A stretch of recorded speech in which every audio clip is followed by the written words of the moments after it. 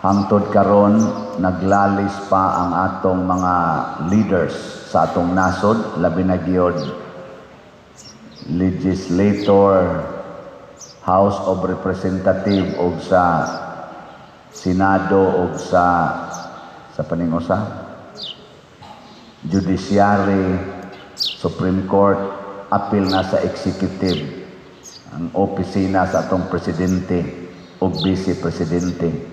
Murag nagtigi sila ba kinsa gay labing sakto, labing gamhanan nila. Gilingay mong tupad ina kinsa kay gamhanan gyud nila. Sa Pilipinas kinsa may mas gamhanan, ang presidente o ang House of Representative? Kinsa may mas gamhanan, ang mga House of Representatives, Senado o Kongreso o Supreme Court in relation sa balaod? Pero karon galibog na ta, kay niingon ang presidente pag last year pa, why kapuslanan kanang impeachment? Gilahos gyud sa House of Representatives, giingnan sa Senado o ang Supreme Court nagkahiusa nga unconstitutional ang fourth impeachment. Mag-motion of reconsideration yun ang House of Representatives. Kay ila yung ipamugos ang ilang impeachment. Nya muhulga pa usahay nga, kamong taga Supreme Court, pwede ba yasad mong i-impeach? Hinana ba? So ang buto kinsay gamhanan ang makasulbad niini kay murag pupariha sa nahitabo sa mga apostoles, niingon sad sila ni Hesus, kinsa magay labing dako or labing gamhanan didto sa langit, Lord? Ningon dayong Ginoo, kining batang gamay mao ni ang labing dako didto sa langit. Ug di mo mapariha aning gamayng bata, di mo dawaton didto sa langit. Lahias Ginoo, no? Kana mo na'y labing dako dito sa langit. Ana. Nya kana ra bang gamayng bata, mo na'y atong kusion, mo na'y atong singhagan, ngan lagway buot, ngan lagahig-o, sige haglatos, bunlot-bunluton, kusnoton. Ingon ra ba dire si Kristo, bantayin ninyo nga di mo magtamay bisag usa ni ining gagmayng bata. Kay ang ilang anghel nga magbalantay tua kanunay sa atubangan sa akong amahan. Lingi ay mong tupad. Lingi abang. Ingna wa ka kapangasaba og bata. Ingna kuno ina wa ka kapangasaba og bata. Ang tanan. Nakapangasaba gani kag bata na miligro kang maimperno. Ano man, ang imong kontra ang anghel nga magbalantay sa bata. Timan na. Ang bata doon na siya kaugalingon niyang na siya kaugalingong desisyon ug ato ng respetuhan. Ang bata ba, kay siya may labaw nato, respetuhin yun. Ayaw siyang ipamugos sa lugar nga di siya gusto. Nya imog yung pugson. Hangtod na lang hinon, imong tapingan ang bakba. Nya kung makasabot-sabot nagjutay, imong hadlukod. Pari, sokot, pari. Ayaw Naana siya kaugalingong gusto pananglitan. Sige siyag-siyagit din Anto gawas, pasyagita dito at tungod atong buta pumero. Nya, o gusto siya magdagandagan, ni sulod, tagaig higayon, dadangat kuyugi nga tos gawas, pagdakpanay mo dito, puting dako as ground na to. Kaya mo masanay iyang desisyon, di ba? Nakaroon kinsa man ang sama o usa ka bata. Kanus aman ta mahimong samag bata. Una, kinahanglan magpaubos. Unsa man ang mapaubos, masinugtanon sa sugo. Dili ta magpakaron ingnon nga kitay hawod sama atong akong gisgutan sa ato karong mga elected and appointed leaders sa atong panggobyerno, apil na sa simbahan, nga mo insist gyud sa iyang gusto or iya yung ipa-feel nga naa siya'y authority pagpaubos. Ug unsaon man pagpaubos, matud pa ni Moises sa unang pagbasa, sunda gid ninyo ang Ginoo. Ayaw mo pagbuot-buot mo na ang Ginoo, mohatag yung leader. Ang leader maisunda.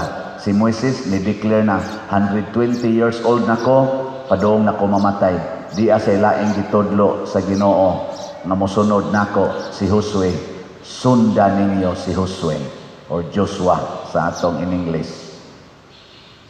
Kay kung inyo ning sundon, padayon ang Ginoo nga mobuntog sa inyong mga kaaway.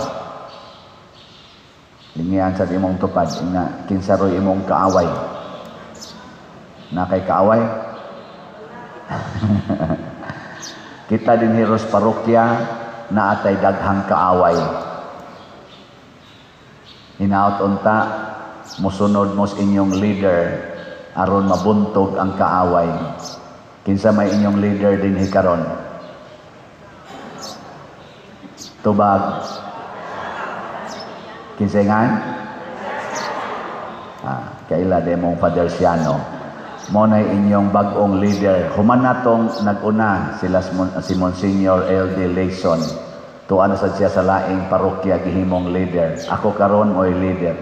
Sa akong pagtuyok-tuyok din sa atong parokya, isip bag-o ninyong parish priest, daghan kayong kaaway.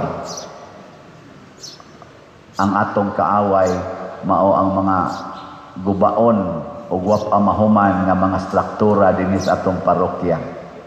Gabi nag-meeting mi, nagkabuang mig-meeting sa Pla ug asa mi. Niya hangtod nakakita mi lugar meetinganan katong dining hall. Unya niingon sila pader wa gid mi lugar i-seminar oy sa kuan ako aka na di anang may old adoration pag adto namo wa say suga. Niya isa kana pader gubaon naman sa kayna kuyaw man na malusno nako ama oba sige sa ato na lang sa CWL gi ato namong CWL pag-abli namo sige sang agas kay gauwan man to gaagas ang tubig didto kula mao na inyong meetinganan sa umaon ni pader nako ay Ginoo in town ang sira wa gyud wa sa dito ventilation. Yung sa kaning luyo pa der, continuation, mana dako-dako mana diha, niya ilang gibutang nga kortina, ako sang giablihan, among giablihan, Jesus, agi puno sa wa ta kasabot kung sa tong gipang danok dito. Niya ang atop sad gahiyak ana. Ay Ginoo. Nako nahinumdum ko tong niagi mga adlaw nga naglungag mi diha, nasabuan sa uwan ang among luto kay agas po ng kusina nya gauwan man gabi wa na man say taos kusina akong giingnan si Rim ato ang kusina bi wa ba to magtuo kay gipa ayo-ayo man to nako das mga panday among giadto haskang tuon siya gabanaw na pa di to lang yak ana na sa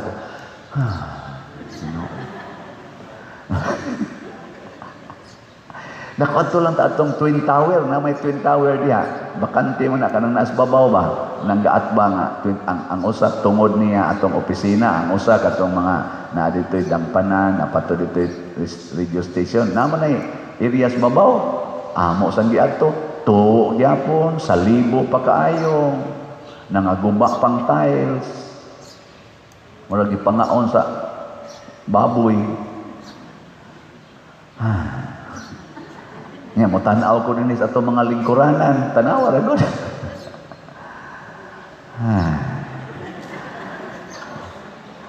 Nadto ko sa palibot. Ari dako kayo atong yuta. Way klarong kural na naguba, na nagtunas. Mao ni ang atong kaaway. Samay. Sokol mo? Kuyog mo na ko? Kamong mga online parishioners, kuyog mo na ko? Maghimotag special slot para dinhi. Na naman tayo slot na akong gidagikan sa San Vicente Ferrer, katong Grace Kay ang kaaway sa dato katong tiwason og bayad nga 70 million nga karon nahimo na lang 66 million ni os-os na 66 million na lang dili na 70 million. Pero ato ning atubangon ang bag-o natong kaaway napay kampanaryo wa mahuman diri sa Saluyo na say wa mahuman nya moagas ba moabot ra ba sa atong sakristiya kay gibungkag naman dito babaw. Kaaway kaya po na nato. Pero di ta mo surrender. Kuyogi ko ninyo aning slot. Unsa may atong slot karon para sa ato dinhing mga immediate nga kaaway. Angan, gunahon ako dahil kung naog mong nalit ko gamay. Nako, Senyor Santiago, tudloi ko unsay slot nga gusto nimong imong ipabaligya diri si San Vicente Ferrer katumang grace. God's rewards and complete elation. Si Senyor Santiago Apostol niingon sa Gianaco kana lang PPSC. Unsa man ang PPSC nga slot? Protection and prosperity of Senyor Santiago of Santiago de Compostela. Protection, pasabot ayohon taning tanang gubaon. Prosperity, magtukod tag mga gikinahanglan nga istruktura o kinitanan gikan ni Santiago de Compostela. Okay mo ana? Pakpakan nato si Senyor Santiago. Kamong mga online parishioners, kaloy imi sa among pagpakig-asdang dire. Tabangi sad ni. So duha na ron kabuk atong slots, tag 100 pesos ra gyapon ni. Hay may inyong gusto. 100,000 slots aning PPSC o 50,000 lang. Ang 100,000 nga tag 100 pesos mo total nag 10 million o 50,000 mo total nag 5 million. Unsa may inyong gusto, katong daghan o kaning jutay? Kay ako gimong konsultaon kay transparency baya ning ako dinhi. Gusto mo daghan? Sige, unity man, di ba? Ang trust, transparency, religiosity, unity, service and technology. Sige, katong daghan 100,000, 10 million o sa atong initial nga budget. Basin pa ni ining 10 million ma-address ni natong nag-una nga mga panginahanglan. Atong nindoton, atong tarungon ang atong mga areas kato akong gisgutan aron di na muto, atong butangan og flooring na nindot aron magamit na, atong alihan ang mga kilid aron di na mo salibo nya human ana og ma-address na tiwaso nato ning mga wapa mahuman nya mahuman na mutukod tag bag-o na sang structure na mahimong useful, beautiful and useful. Di ba Cebu? Clean, economizing, beautiful and useful. Daghan kay tag panginahanglan dinhi sa atong parokya aron mulambo ang atong community ug atong religiosity. Sugda nato kini. Kuyog mo nako isip inyong leader ang tanang tao dinhi sa Compostela nga under sa atong parokya atong dasigon mo palit og usa ka slot bisag usa ka semana usa ka slot 100 pesos nya unsaon na paghimo sakripisyohi lang imbis mo sakay kag motor paglakaw na lang bitaw kung madag lakaw pilay imong plitis motor 20 makalakaw kag kaupat sa usak semana. Pila na 80. Nya imbis mo snacks ka, din aka mo snacks. Inom na lang kag tubig. Nya ang imong snacks, imong tipunon. Pilay budget nimo ato, butan nato tag 20 pesos imong snacks. Nya wa ka mo snacks og 7 ka snacks usak semana. Pila tanan imong natigom. 7 times 20. 140 plus 80. Oh, sa imong pagsakripisyo, nakapalit kag duha ka slots. Imagine nya, nihimsog pa ka, kay sige nakaglakaw, ni slim pa gyud ka, kay wa na ka mo snacks, nawa imong bilbil, nawa imong mga arthritis, nakapalit pa gyud kag slot. Nya kay kita mang tanan dinhis Compostela ang namalit. Naamantay mga 80,000 ka mga lumulupyo under aning atong parokya karon. Dahas mga estudyante, mga 80,000 kapin.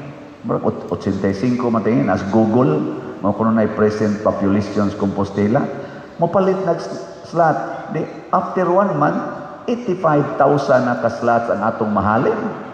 So 3 months from now, hurot na ning 100,000. Sobra pa gani. O daghan na tagmatoko dire. Buntog ng kaaway.